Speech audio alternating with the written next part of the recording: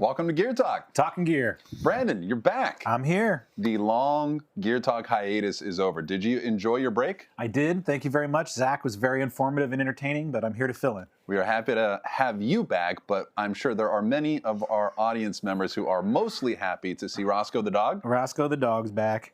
Very happy to have Roscoe back on Gear Talk. I'm glad he woke up for a sec to say hi to everybody.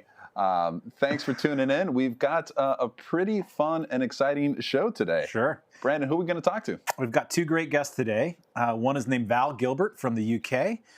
Let's say hi to Val real quick. Not only is he from the UK, he's from the Allen and Heath team in the UK. Yeah. Let's check in on Val in his green room. Hey, all right. Not just a random European. He is a Allen and Heath engineer and training master. Although I do like that idea of just bringing in some kind of global flavor to the show.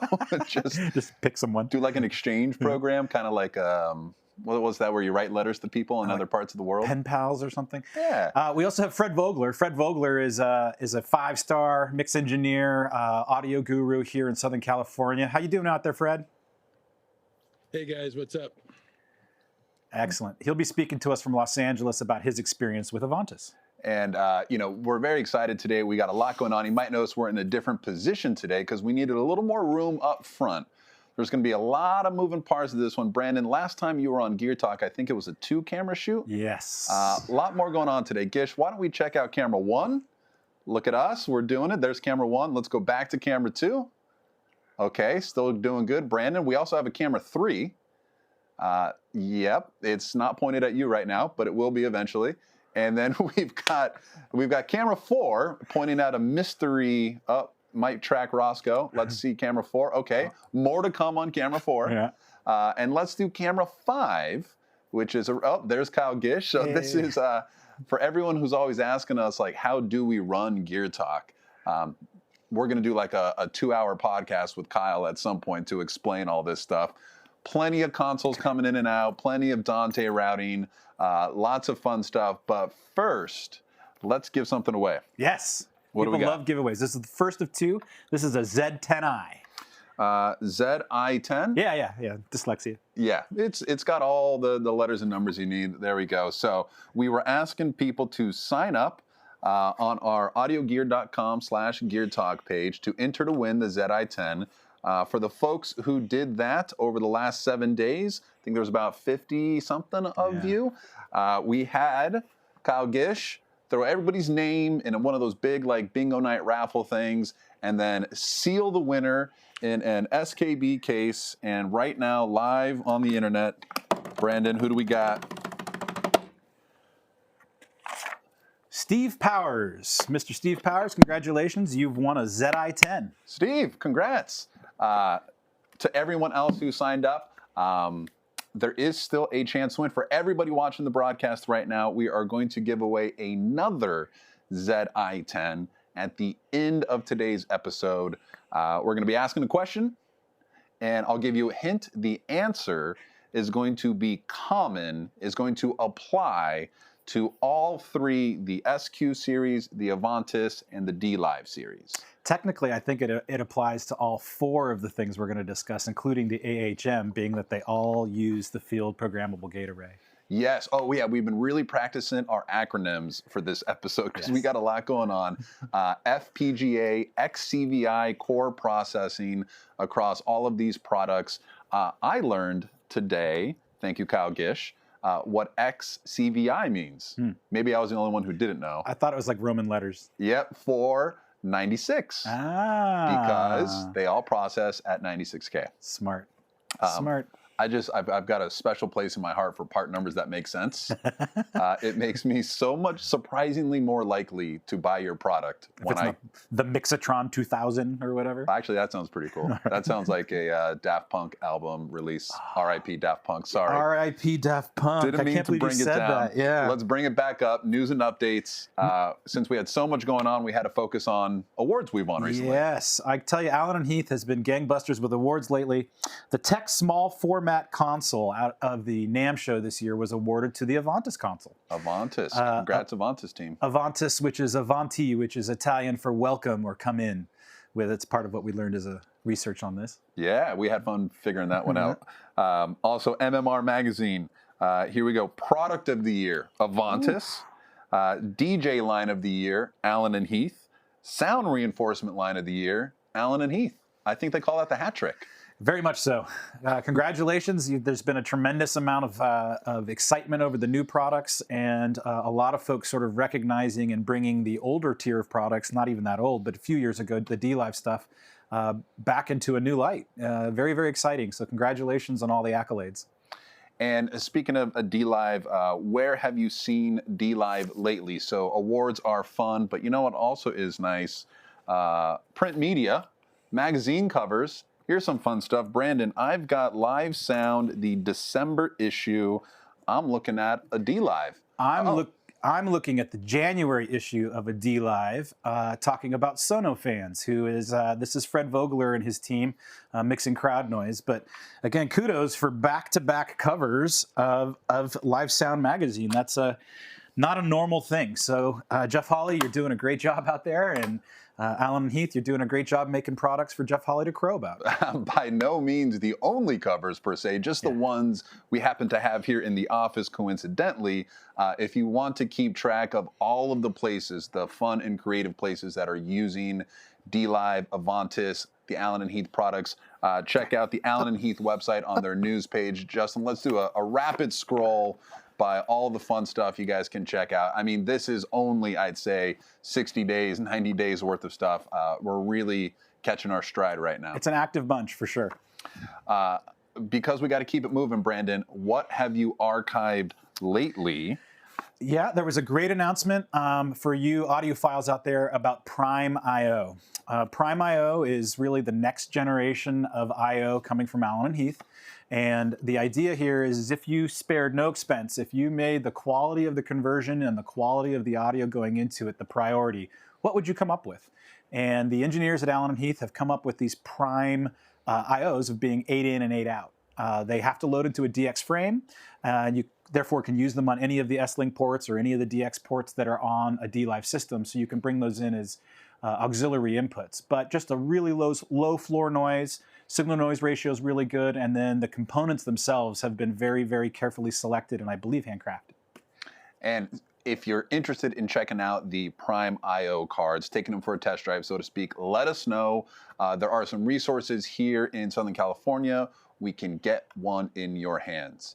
I wonder, it's prime time. Was Deion Sanders never able to get prime time trademarked? Was that I don't know. He's chasing Subways and pizzas and things like that. Talk about brand recognition. Yeah. That's the first thing I thought of when I saw that. That's funny.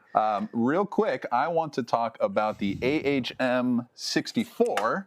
So probably the only product today we're going to talk about without faders, which is not to say it's not very cool. So this is, like we mentioned, part of the FPGA XCVI core processing family. So all of the audio coming in and out of here is also going to be at 96K, 0.7 millisecond latency. You've got 12 channels in, 12 channels out on the back panel. It can do a total of 64 by 64. You've got the S-Link port. So again, any of the Allen and Heath I/O boxes, including things like Prime I/O, GX4816s, DX168s, all of your Allen and Heath I/O options are compatible here. We've got a card slot, so we can add in things like a Dante card. This is a really cool addition to a system that perhaps is running with Aventis or SQ, because with the AHM64, you keep your signal flow all at 96K, and you can also bring in the IP controllers and the custom control app, which previously were exclusive to D-Live. So lots more to know and learn about the AHM64. We're going to be covering it a little more on a Gear Talk Short coming out later this month. Brandon, what else you got? We've got lots of software updates, specifically for the D-Live universe. We've recently had a 1.86 and a 1.87. So those of you out there that have D-Lives, make sure that you're updating your surfaces, because the 1.87 includes support for the Shure Axient Digital, Shure ULXD, and Shure QLXD microphones, so that you can get a battery and RF signal right there on your channel strip.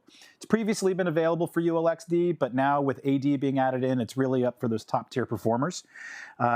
D-Live has put out firmware to support the GX4816 via GigaAce. right? That 4816 looks a lot like a mix rack, but it's actually just an I/O box that allows you to sort of expand and spider out as necessary, but it's not a brain. So just kind of keep that in mind. I've had somebody call me with that mistake recently. There is already a whole plethora of I/O available for DLive and these other surfaces. Just to kind of run through them real quick. At the 48K level, which is not where necessarily you want to be with DLive, but it could make sense for QU. It could make sense because you're connecting to other systems. It could just be a factor of budget. But there's the DT168. There's the DT164W. Oh, I'm sorry, I'm looking at the wrong thing. I've got the AR2412, AB168, and the AR84.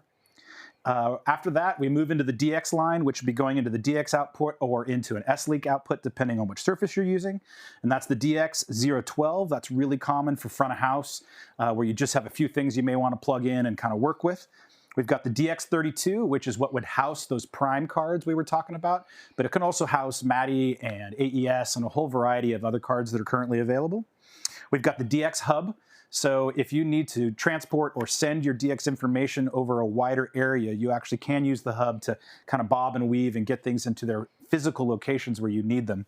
DX164W. The DX164W is designed to go into the wall or into the floor. To get a quick shot of Ross holding one here. You know, if you got it, you know, might as well hold it up. Might as well hold it up. Show them that slick profile. So that'll fit within the studs of the wall. And the idea here is sometimes in studios or theaters, floor space is of an absolute premium. And so that allows you to put that DLive preamp in the wall. It is available also in a Dante variety, which we'll see in a moment, but a very, very cool solution for where floor space is a definite premium. And then the DX168 is the last one of sort of that family. DX168 is very, very, it's the workhorse, and now its buddy, the DT168, is going to be heavily involved. Got a slide for me, Justin? Next one. We should be looking now at the Dante variation, so it's the same idea as DX, except the DT168 and the DT164, they're actually changing it to 96K Dante right there at the converter, so you can pull that out and take it to anything you like. And I'll tack on right there, new Dante cards available, 128 by 128 for Aventis and DLive. So we've got the Legacy 64 by 64 and the 128 by 128 Dante card options. Real quick, Brandon, if I'm working on a C1500, but maybe I want a second screen experience, obviously I don't have one on the 1500 itself, can I use something else? Yeah, you can use either the video display out or you could use Director. Director is a piece of software that runs alongside any of the DLive platforms, and it doesn't perfectly mirror what's going on, but it is a complete console inside of your laptop or whatever computer you're running it from. So it will give you the complete ability with that and the mix engine to get your show up and running. It's really, really a great backup tool. It's really great for setting up your show in between cities or getting your show all planned out so you know exactly how many buses you're going to need in all directions. Wonderful, wonderful tool, along with kind of like you see it here, it can be a side screen that gives you a ton of information that you won't physically find easily on the surface. Or you buy a bigger DLive that's got a couple of screens. I do like the idea of somebody who is so space conscious, they get the 1500 and then they travel with a 60-inch screen monitor. My footprint on the table is only 19 inches, but I do need room for a 60-inch screen. So why don't we compare and contrast a little bit. Brandon, if you could slide the S5000 in. So I'm here with Aventis front and center. We're going to be focusing on this a little bit coming up with Val. I've got an SQ6 and we've got an an S5000. Again, just a reminder here, everything is run in the FPGA XCVI core. So we are at 96K on each platform.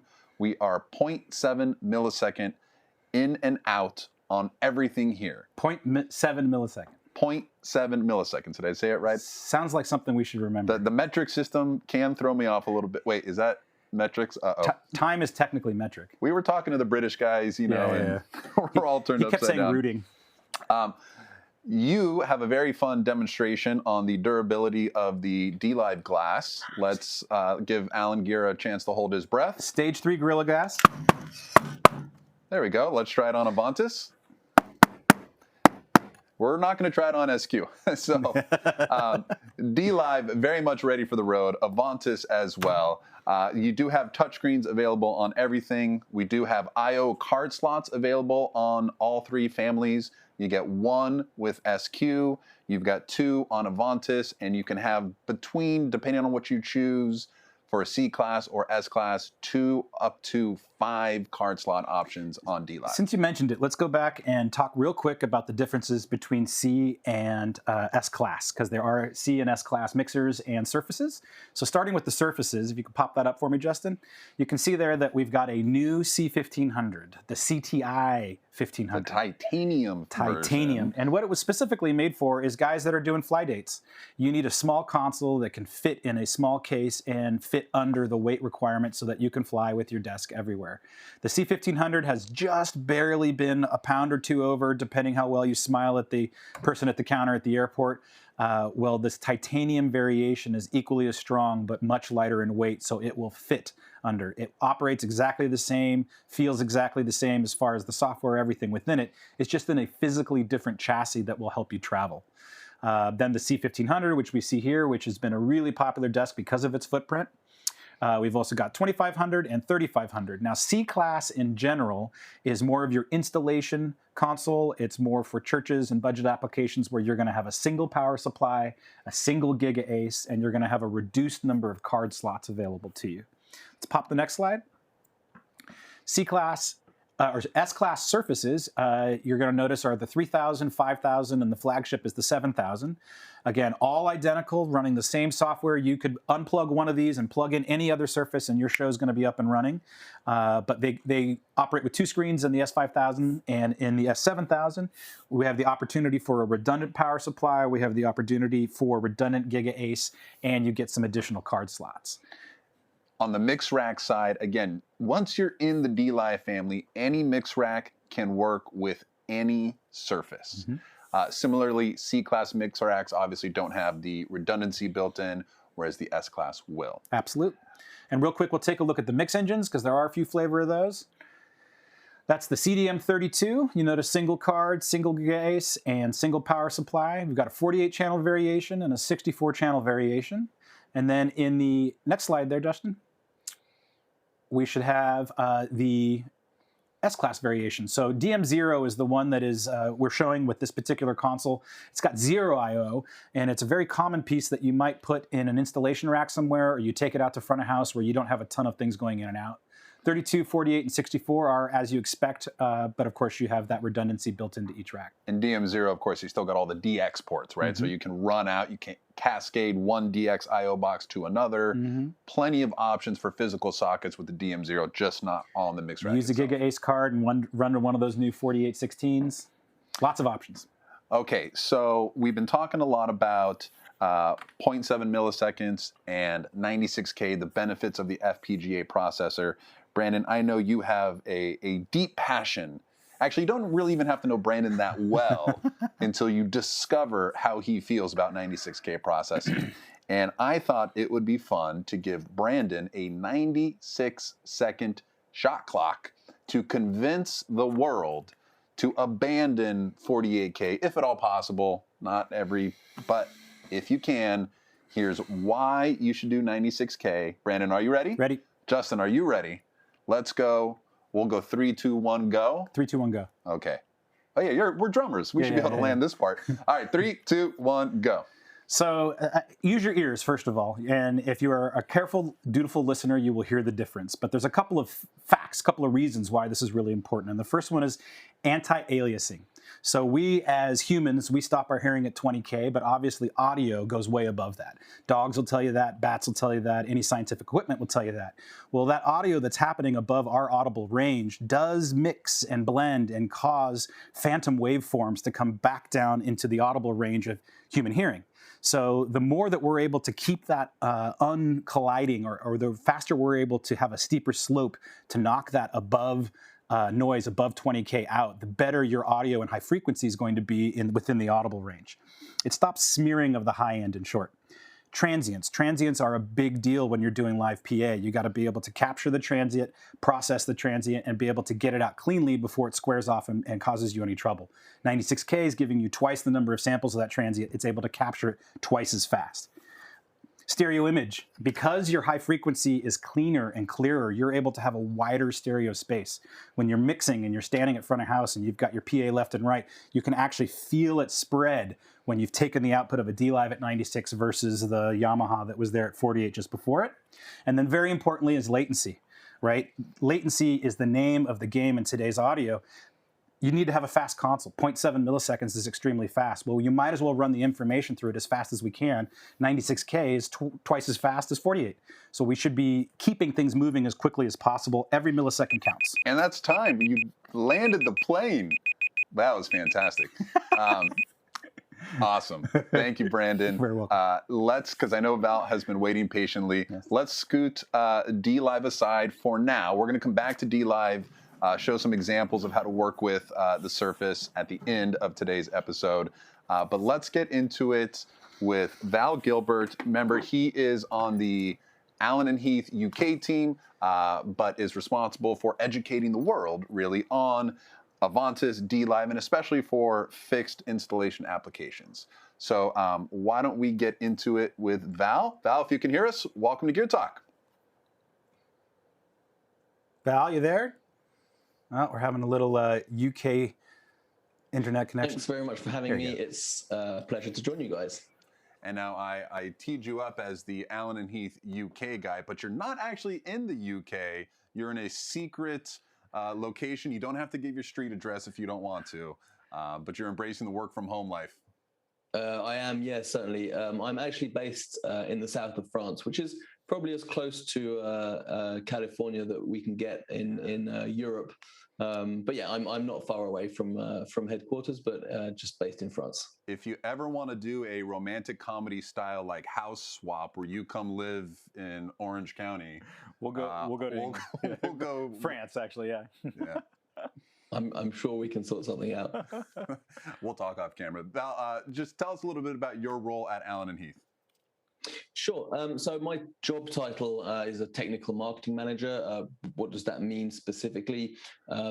Essentially, I look after training of our customers at Allen Heath. So that's everything from our distribution network, so our distributors around the world, but all the way up to our end users. So in normal times, I'll be flying around the world delivering training either to distributors on new products or new distributors who come on board, but also training seminars for end users, engineers, people who are new to the brand, people who are coming over from another brand to Allen Heath. So yeah, a lot of training, a lot of support and helping our guys out. Sounds like you're the right guy for us then. Yeah. It I hope so. You'll have some of the details that we need. First things first, we're going to dive into Aventis. But before we get there, can we just ask, what was the inspiration for the name Aventis? We try to do some derivation of, is it a Greek? Is it an Italian? Is it we don't know. Is there a story behind the product name itself? There certainly is. I'm sure you can imagine naming a product is a challenge. You'd be surprised. And it's really tough to find something that's timeless. We've grown past the, XR 2000s and letters and numbers game gets a bit old at some point, and we wanted something in a way that gave some soul to the product, so that it really had a bit of its own character, so to speak. And so we had many options and many ideas, and we kind of had a round table where, for us, what does Aventis mean, or what does this new product mean? And for us, it was such a step forwards in terms of technology. It was this idea of going forwards with a new product, and it was such a big leap. And you guys were close. Avanti means let's go, or let's move forwards in Italian. Mm-hmm. And so it was a derivation from that, and that's it just sounded right when we said it. It just ticked the box for us. And let's set the record straight. We're saying Aventis, and I think I just heard you say Aventis. Are we putting a long A because it's a British brand and we're doing it wrong, or are you trying to Americanize it for us? Or No, it's everyone's got a slightly different spin, so there's no right or wrong Avantis or Avantis, depending where you're from. I'm happy with either. Okay, and our last question about the name, I promise. What is the plural form of Avantis? Because we've got a heated internal debate over If we here. had several of them here, what would it be called? Oh God! Well, first of all, we're very happy if there are multiple units of them in the same location. Is the right answer. It's like matrix and matrices or matrices. Yeah. Are they that always Avanti? comes up. They're Yeah, Avanti. a truck full of it's Avantises? good. Yeah, a truck full of Avantises, I think, is probably right. Sounds right, I guess. So order your truck full of Avantises now. Yeah. We appreciate it. We just had to clear up some inter-office debates now that we had you on. Brandon. I had written down Avantis meant forward, come in, welcome. And I thought that was a good sort of story to tell as a part of the Surface, and a lot of the customers that end up using it, it is their first step into the digital mixing platform from Allen and Heath. And I thought it was a very, very well-named device. So I'm glad to hear that there was some thought, but that like anything good, like a song title or anything, when it hit, you knew it and you just stuck with it. So kudos there. We're going to jump into what the spec. We do something here on the show that we basically want to take a particular set of specs or a singular spec about a product and kind of go a little bit deeper into it and find out what exactly are they doing with it. And the big important spec to me, or the thing that really sets this line of product apart, is 0.7 milliseconds. 0.7 millisecond latency in to out on the surface. Can you take us through basically where that starts and where that finishes? Is it socket to socket on the surface? Is it DX to surface to output DX? Kind of where can we count on that time?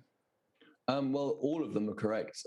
So essentially, any input to any output of the console is 0.7 milliseconds latency. Now, there are some caveats on that if you use other formats. So if you go into Dante, where Dante has its own set of rules for device latencies once you're on an external network. But other than that, from a DX input to any output, or from any local input to any DX output, will always be 0.7 milliseconds latency.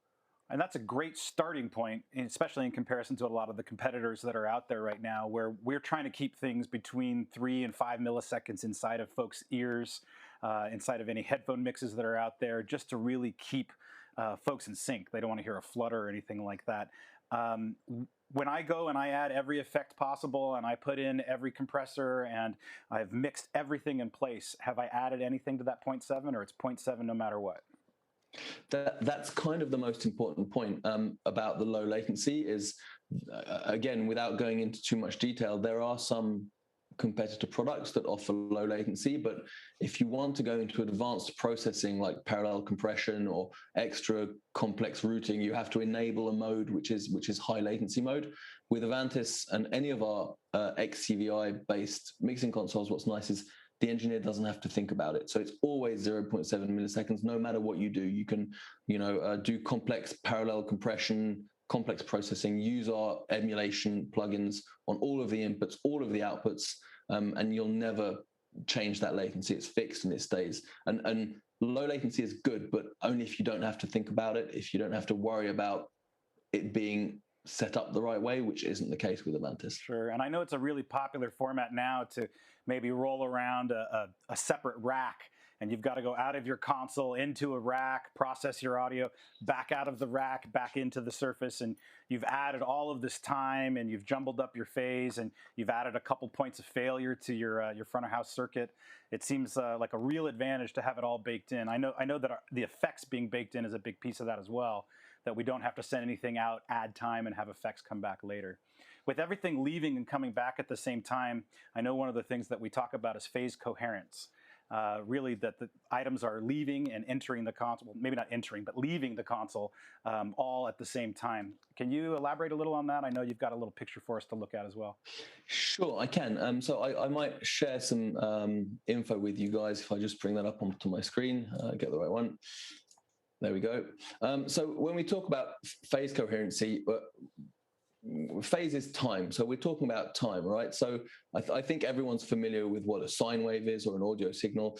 And what's important is when we're talking about two coherent signals, or when two signals are the same signal, and we want to make sure that if I send them to different places because I want to do complex routing or complex processing, I want to make sure they go through my processing channels, they go through my routing, and they arrive at my mix bus, my master left, right, or whatever that might be, at the same time. So that's what we mean by phase coherency. We're talking about time coherency. So essentially, if I just move on here, we're all quite familiar, I'm sure, with the idea of having the same signal arriving at the same time, and if it arrives at the same time, it sums properly and it sounds normal. And I think we all know exactly what an out of phase signal sounds like when we have two sine waves of the same audio that arrives at a different time.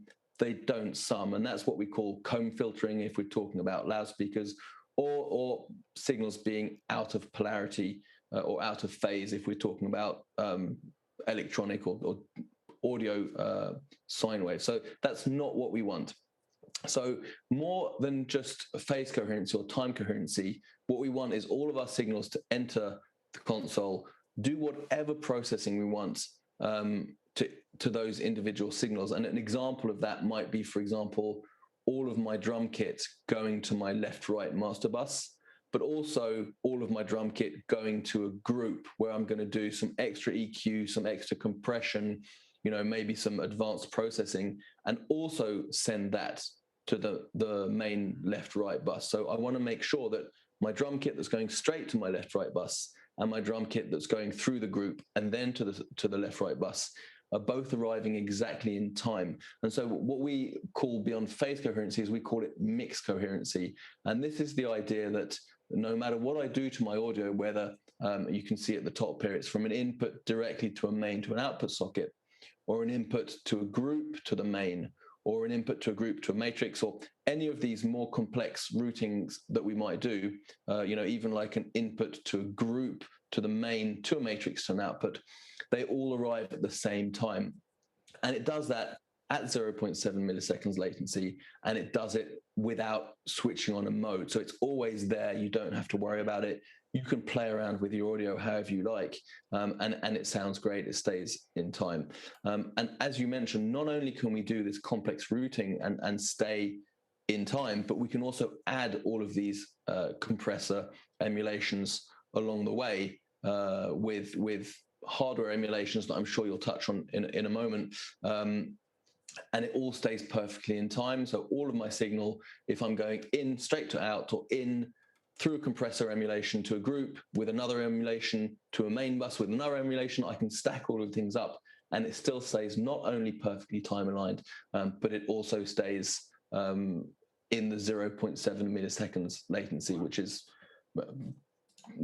it's just unbeatable, and it's super easy for engineers. They don't have to worry about it. Yeah, I love that I don't have to remember to hit the mix coherent button somewhere, or to recall that as part of a scene or something. There's no accidental flipping of a switch that turns it on or off, right? Turns your mix to mush all of a sudden, yeah. Very cool. Yeah, no, absolutely. Let's get to the surface a little bit, because it's dramatic, it's very much eye-catching, and the first thing I want to do is look at the touchscreens themselves. Is there something that I am limited that I have to do on one versus the other? What are my workflow parameters when it comes to the left touchscreen versus the right touchscreen? Well, actually, none. In fact, quite the opposite. For us, so the workflow that we've built around the screens, we've called it continuity UI. So we want a continuous or seamless workflow for the engineer from the physical buttons that are available on the surface and around the screen onto the screen itself. And the screen is a really good point, because for us, it was really crucial thinking long-term ahead in the future.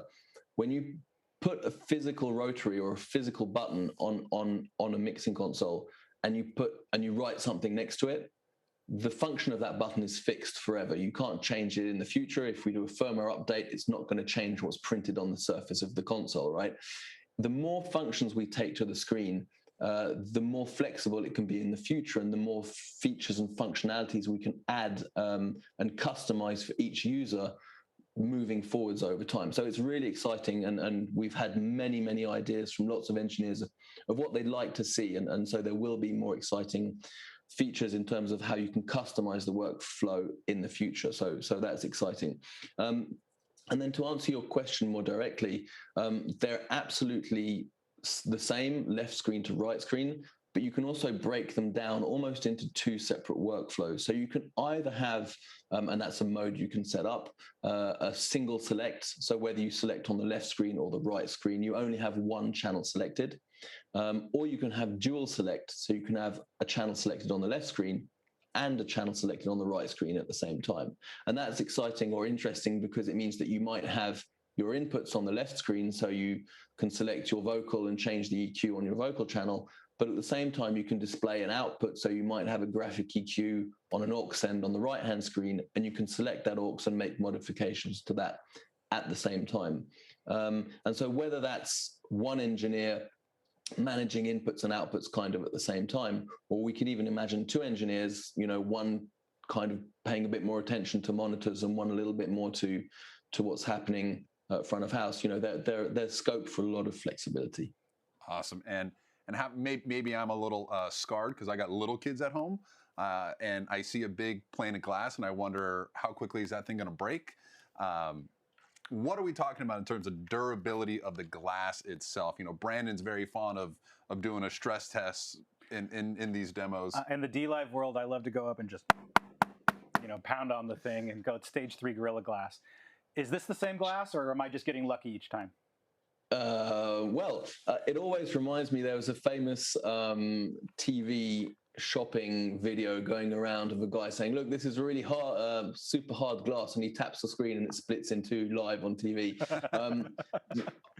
Personally, I'm generally cautious and I never want it to happen. But no, it is really tough. Now, even as short as 5-6 years ago, finding the quality of screens that we can today was very challenging. We're very fortunate that we have great suppliers in terms of screens. They are really durable. They're nice and bright. They've been tested for thousands and thousands of hours of operation at full brightness. They won't overheat. You won't drop any pixels. No, they are very, very nice screens. Awesome. And we're gonna cut out some more clips of Brandon and I going through the actual workflow of Aventis. Mm-hmm. While we got you though, Val, we want to talk a little bit about the back panel, because we just spent some time talking about SQ, but there are some important differences on what you get on the back of Aventis, adding to its capability. Card slots, I see 2 on the back of Aventis. Are these the same cards as SQ? Are they the same cards as D-Live? What can I plug in here? Sure. So they are the same card format as D-Live, which is a 128 by 128 I/O port per card slot. So each card can carry 128 channels of audio. Now, even though Aventis is a 64-channel mixer, so there are 64 channels of audio that can be processed, you can connect many, many more inputs to the console. So if you think of it like an analog console where you had a 32-channel console, you can mix 32 channels. That doesn't prevent you from presenting 128-channel multi-core up to the console. You just have to choose which inputs you use. And in that sense, you can present many, many more channels to the back of Aventis. So you've got the S-Link port on the back, which is 128 channels, and then you've got 228 channel card slots. So we're just over 400 channels of audio that can actually be presented to Aventis at any given time. And the physical card, right? We can slide this out of a D-Live and slide it into Aventis. Yeah, absolutely. Exactly the same format. And that's another thing that's really nice, because we've maintained the format. It means that from day one, Aventis has already got a huge range of cards available. So whether it's a GigaRace card to connect to more I/O boxes, or perhaps to another Aaron Heath mixer to share front of house and monitor or broadcast capabilities, for example. There's also a Dante card available in 2 formats. So Waves cards, MADI cards, AES 3 cards as well. So there's already from day one pretty much any card you could possibly need available. right? If I want to use some of the Prime IO cards, right, I can do that because I can get in from DX either to S-Link or add the DX expander card. If I've already got a D-Live, I can connect over GigaAce. If I've got SQ, there's nothing restricted from what I could do once I've got an Aventis in front of me.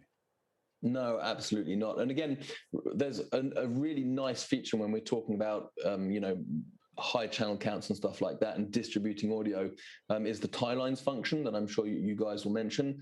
And what's nice with tie lines is it offers you the possibility to run audio channels from an input to an output without going through any of the processing of the mixer itself. So you can send 128 channels of audio coming in over Dante and then send it to GigaAce to go to a D-Live because you want to mix a broadcast feed or something like that. So you can use it as a distribution panel or a patch panel, if you like. And I know lots and lots of people who are using it for comm systems. So they'll plug their internal comm system using tie lines as a backbone, as an audio backbone for their system. And it's a really nice feature to have. Sure. Talking about buses, right? Yeah. So you've mentioned all the different options that you can have available, and we know that this Surface has got 42 buses available on it. And the limitations of what those can be are really endless, right? You're going to eat several of them up in a normal show, right? You might have a left-right, you might have a front fill matrix, you might have a subs. If you're doing monitors at the same time, you could have 8 to 10 monitor mixes. You could have another 8 to 10 ear mixes plus a press patch and an ear feed, and all of a sudden you're at like 32 or whatever.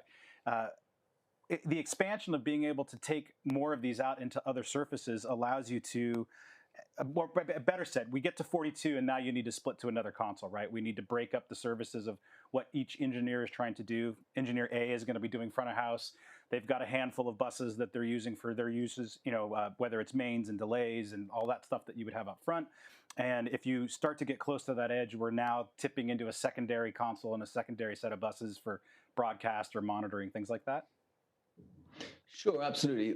It's kind of, what's nice with Aventis, and D-Live has the same benefit, is having completely flexible buses. So, you're not stuck with a console that's more suited to one or another application. It can be flexible, whatever it's doing. So if you need it for monitors and you need 20 stereo ear sends, you can do that. You're not locked because, I've only got 12 auxes or whatever. It's completely flexible to do what you like and to suit your application. And if you're mixing front of house and monitors at the same time, well, you can still have 10 stereo groups and 10 stereo sends if you want to. It's completely flexible, and that's really nice to not be locked in. How many paffles do we get on the Aventis? I know that multiple paffles is a thing that we do a lot in D-Live land. Did that transfer over? It does, yeah. At the moment, there's 2 Baffle buses available. So Baffle 1 is the main Baffle that is your headphone socket on the Aventis. And then you can have a second one that might be patched to a local output somewhere. So a good example of using multiple Baffles might be having, if you're doing a theatre production or maybe you're in-house worship, having someone with an iPad that can Baffle on the second Baffle, and that Baffle is patched into a wireless headphone pack that they're carrying around with them on stage. So they can Baffle channels before someone walks onto stage from side of stage on their iPad, and they're not bothering the front of house engineer who's managing his stuff. So lots of examples and different ways of using multiple Baffle buses, but that's probably the most used one. I'd give it to a guitar tech in a heartbeat.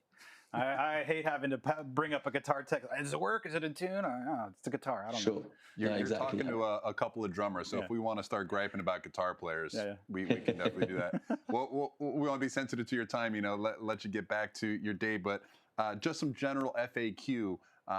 How am I going to integrate Aventis with something like the AHM64 and all it brings to me? IP controllers, custom control. Are we seeing a lot of that deployed in some of these fixed install settings? We are, absolutely. So AHM is a natural central node, if you like, or central brain when you're operating multiple Allen Heath mixing consoles, simply because using an S-Link port both on Aventis and on AHM allows you to connect them directly to each other with a single network cable and share inputs and outputs. That's all. With no external protocols. It's plug and play. They talk straight to each other very simply. And then, as you mentioned, the IP controller as well, IP8, IP6, but IP1 is for me is kind of my favorite because it's one rotary knob, but it's so powerful. It just means you can customize your work surface for whoever's using it. So, you know, it might be you have a lobby area or you have a breakout room for your venue, and you can have a single wall mount controller with an IP1 that is connected to the Aventis console. And from that controller, you can select the feed for that breakout room. So your IP1 can be used, you know, you might have a radio channel of FM radio plugged into the Aventis, and you can select that with the IP1 and play that into your breakout room. Press and turn, and then you can recall the feed from your main auditorium, and that's feeding into that breakout room. So, you know, it's super simple, but at the same time, extremely powerful. And keeps your entire distribution at 96K. There's not many things out there. There are plenty of distribution products available that can take digital audio and help you manipulate and move. But one of the key things that is above the rest to me is that we get to maintain our 96K architecture, which obviously increases speed, quality, you know, all the mixed coherence things that we had talked about before, where a lot of folks have got to downsample to be able to go through the DSP, and then they've got a problem hitting their PA, and sometimes the PA is looking for 96K, and now you've downgraded your PA. This is a great tool to insert in between any 96K signal chain before having to break out to amplifiers and such. Brandon's got a deep passion for 96K processing. I was a 48K guy forever. I thought 96K was like a joke, and like people pretended they could hear and whatever. And then I got a really good demonstration, and then I decided to try it, and then mixed a gig at 96K, and it is a noticeable difference. You can feel the stereo space widen. You can feel the subtlety of the changes that you're making, and then just the clarity that's coming out of the PA. PAs didn't used to be good enough to hear the difference. Now PAs are good enough to hear the difference, and so why not? If the studio's going to 396 or whatever, we in the live world should be giving twice the information we currently are. I'm over. Yeah, absolutely. I can't agree more. And as you said, the more we move forward, PAs are getting tighter and cleaner and, you know, much more detailed HF. And for me, it wasn't so much doing ABs between 96 and 48K, because when you're listening to a CD track, you know, we're talking about a left-right audio, but having worked now on D-Live and Aventis and mixed a lot of shows on both platforms, when you jump back to a 48K system, that's where it hits you. When you know the content that you're used to working on, and you go back, that's where you just don't want to go there ever again. That's when it clicks. That's when you get it. Well, thank you, Val. We appreciate you joining us here on Gear Talk. Talking Gear. And hopefully we'll have you back one day. We'll do some training here in the territory as soon as we can. I certainly hope so. It'd be my absolute pleasure to come and join you guys and spend some time with you. Yeah, Southern California, South France. You're spending time in some beautiful places. So kudos to you for getting it right. I am. Yeah, no problem. We can do a red wine challenge if you want. I know Southern California has some nice reds. Oh, absolutely. Get out to Temecula area. All right, thanks, Val. Take it easy. See ya. You're welcome. Thanks. Very cool. Thanks very much, Val. We've gone global. Yeah. Let's try to do an interview in a more extreme time zone difference the next manufacturer we talk to. Let's go all the way to Australia. But let's wake somebody up, you know, first thing in the morning. Okay, so we want to get straight on to Fred because we got, I think, some fun stuff to talk about with him. And we got some more Prove It, Let's Do It coming right after Fred. So without further ado, Mr. Fred Vogler, how you doing out there? Welcome to Gear Talk. Hey, thank you. Fred, can you just tell us who you are? Give the layman on the street just a little glimpse into who you are in this industry. I've been a live concert sound designer for several years, working primarily at the Hollywood Bowl for the LA Philharmonic. They're the managing entity for the Hollywood Bowl. We also do concerts at the Walt Disney Concert Hall. From that, I've stemmed and kind of explored other consulting jobs and work with other manufacturers for products that are, you know, kind of immersive based and kind of pushing the envelope for audio experience. And being modest here, right? You do have a couple Grammys to your name out there somewhere, right? Yeah, had some fortune with opera and then some other pieces here and there. But yeah, it's worked out pretty well. Great. Well, what was the problem? Like, what was the we're talking to you because you used Aventis, because you went into a large situation where you had to have several mix engineers solving a particular problem. What was the problem that you solved? Well, last year's pandemic closed all concert venues. And so as many of us in our industry experienced, we suddenly had no work. And reaching back into, kind of past history that you and I actually shared, I looked at crowd noise and figuring out what we could do with a crowd noise platform. The work I had done back in, just I guess 10, 15 years ago with the USC football team, where I was capturing sound and playing crowd sounds at the practice field, turned out to be kind of a little treasure trove of sounds that I could then use for sporting events.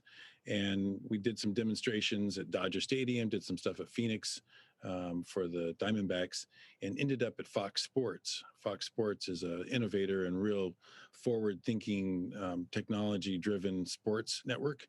And they brought us into the studio, and we started initially with soccer, Major League Soccer, and it kind of pushed us into Major League Baseball, which we did all the way through to the World Series. And what we were doing was crowd enhancement. We'd start with a bed of sound, and then those beds would be kind of soft, medium, loud, and kind of hysterically loud. And then on top of that, there were reactions. So you had a series of claps, cheers, yays, oh, or boos, and then variety hits. So I know it kind of sounds like a bit of a gimmick or sort of a laugh track, but we went about this in a performance mindset. So brought in real sports fans, young engineers who could not only hit the buttons and trigger the sounds quickly, but knew the sport cold. And then their sounds. That's an important confluence, right? Because you can be one and not the other, and the sports fan will know if the reaction is not appropriate for the setting. Well, you have to know the importance of a bottom of the seventh, 2 out, man on first, home team's down, a run, and you got a, lead person at the first base or wherever, and know how to kind of get that excitement going and how to react if build you the get tension. struck out. Yeah, and so the reaction person feeds into a mixer, and that is controlled by somebody who has some also experience with sports and knows how to balance the crowd beds with these reactions, and then kind of throw in a few chants. So you have the "Let's Go Dodgers" or whatever the local team is playing. Yeah, and so there's a variety of those type of sounds. So I needed some way to be able to combine all this and then send it out to Fox. Initially, I thought this would be a Maddie type of adventure, but turned out they were really hot for Dante.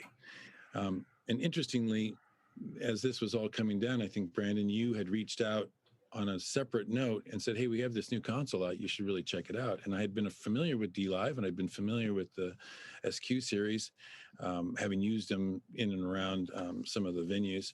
But this was a brand new solution. Right. And when it showed up, I didn't know really how to respond to it initially. I kind of looked at it and thought, yeah, okay, we'll see what happens.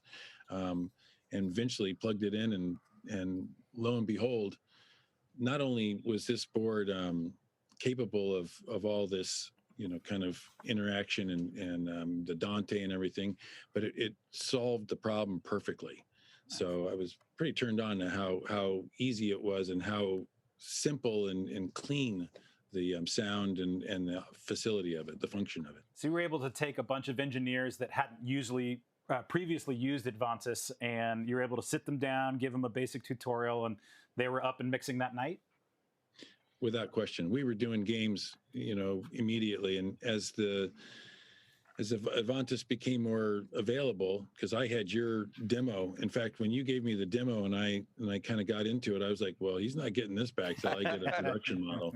And I told you that. I said, hey, I appreciate you wanting to show this to some other people, but I'm sort of kind of stuck on this, and I eventually bought 4 of them. So the idea was that we needed to be able to do a wide range of sports, because we ended up doing college football, professional football, boxing, and bowling for Fox, on top of the soccer and on top of the baseball.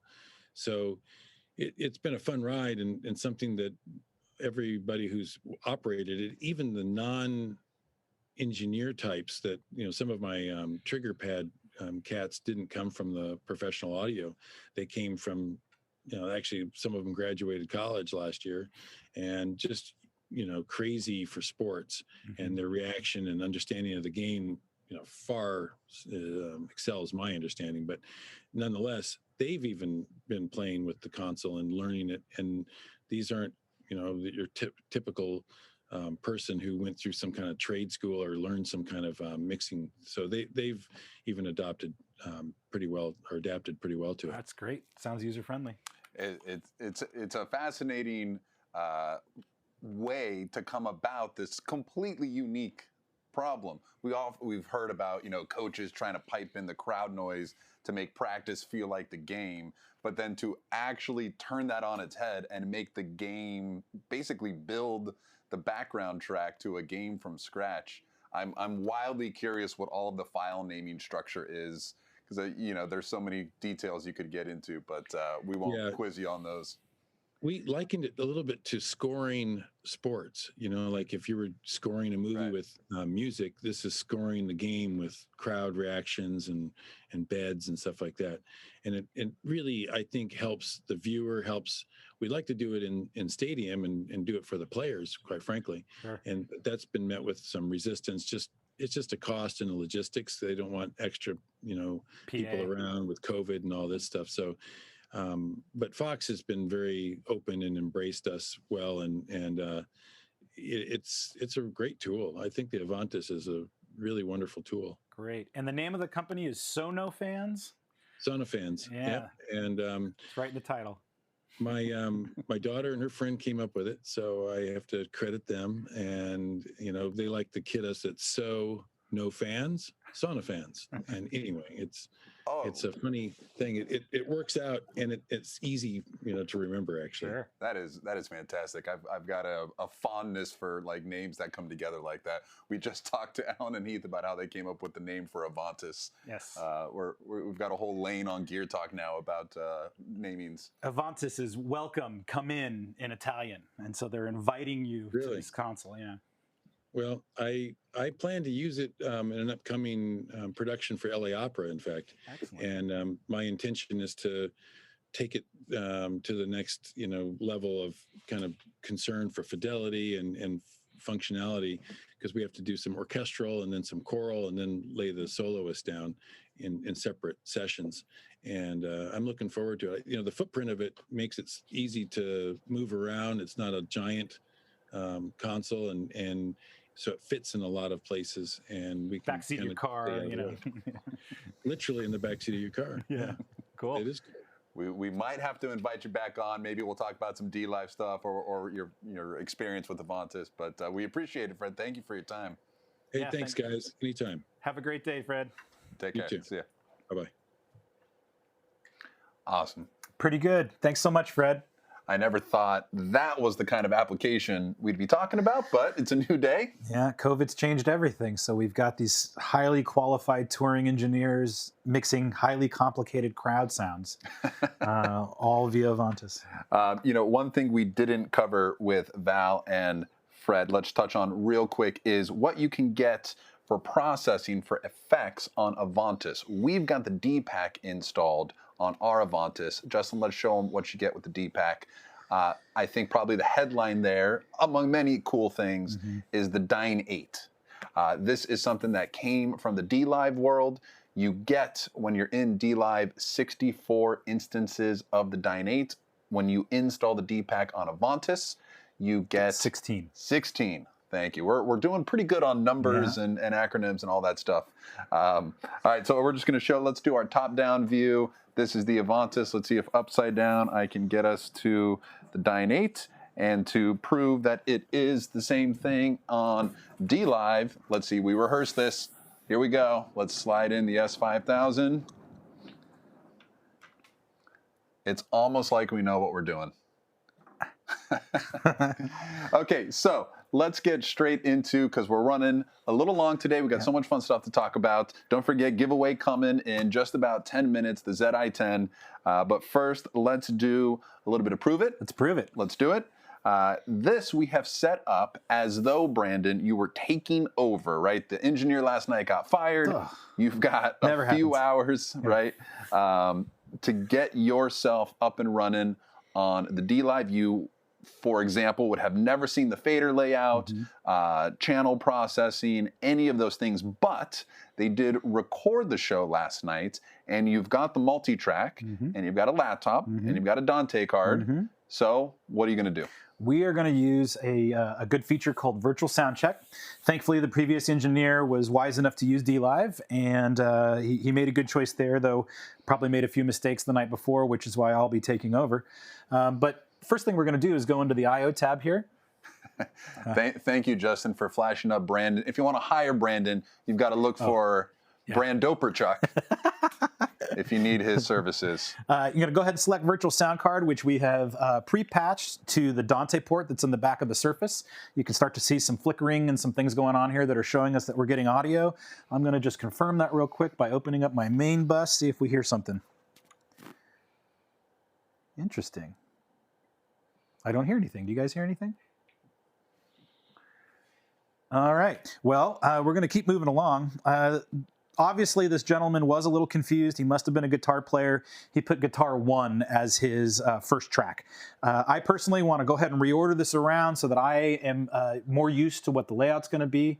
So first thing I'm going to do is tap Surface, because anything that's on the layout on the physical surface is going to fall under the Surface button. I'm going to go to Strip Assign.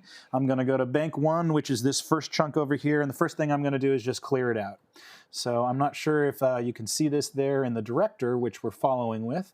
But I'm going to go ahead and set up my drums first. Now, Brandon, I want to make sure, right, as you're taking those off the Surface assignment, that track is still patched in terms of audio being sent to D-Live. Correct. These are just sort of placeholders for the actual faders. I'm not interrupting audio. There is no break. I could do this live during a show as needs be.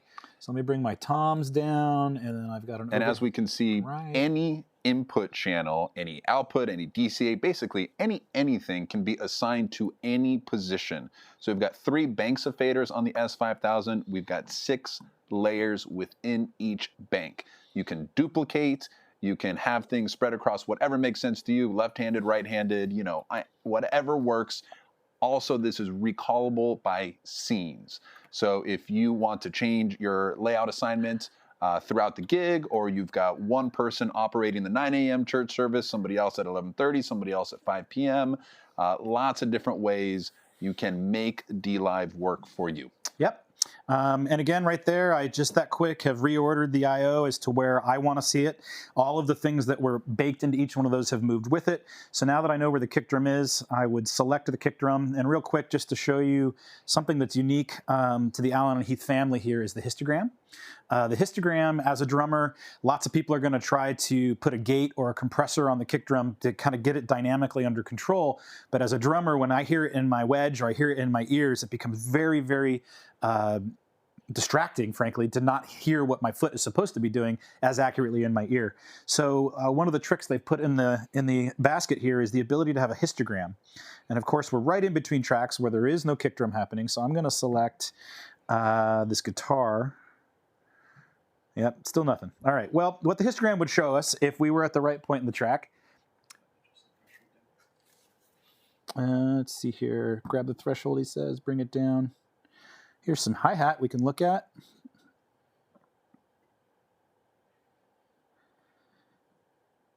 Take this threshold down. Okay, so just bringing the threshold down, and it's going to probably kind of be hard to see in this tiny little screen here, but you get a histogram that takes us across. I'm not sure. Oh, it doesn't track in... That's interesting that we don't get to see it there. But it tracks across and it shows us when it actually would engage or not engage prior to dropping it in. So you can sort of get it set up correctly. You can get these ebbs and flows right where you need them. Use the snare drum as a better example here, since I see snare drum cracking now. Right, you can see these pops, these in between. So I know exactly when I can go ahead and put in my compressor or put in my gate without disrupting what the drummer's up to. Very, very cool. You also notice that I'm using a 160 compressor, much like the old DBX 160s. It's an emulator.